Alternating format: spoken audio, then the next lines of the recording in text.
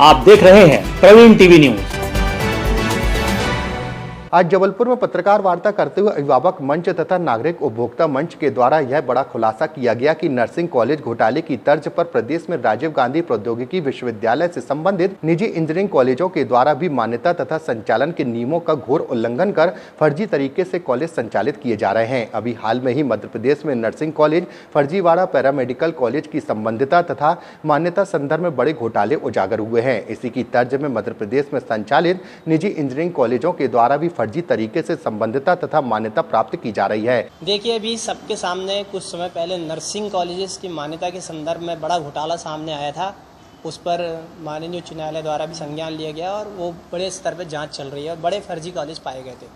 इसी तरीके से राजीव गांधी टेक्निकल यूनिवर्सिटी में जो प्रदेश के 192 निजी महाविद्यालय इंजीनियरिंग के, उसमें भी लगभग इसी तरीके का घोटाला हमारे द्वारा पकड़ा गया है। जो आरटीआई से हमने कुछ जानकारी निकाली है, इसके अलावा जो आरजीपीवी की साइट्स हैं, जो कॉलेजेस द्वारा अपलोड किए जाते डॉक्यूमेंट, उन सब का जब एनालिसिस किया, साल भर अध्ययन करने के बाद इस घोटाले को पकड़ा है।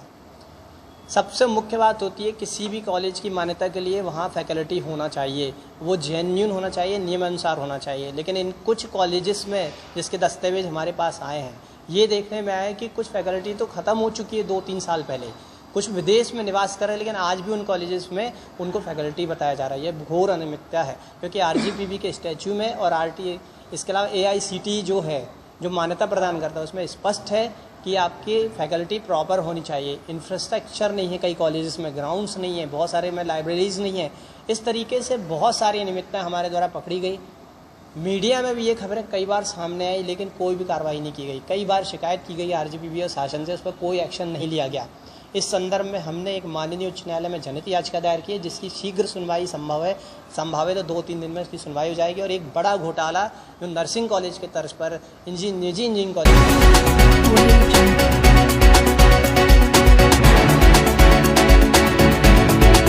आप देख रहे हैं प्रवीण टीवी न्यूज।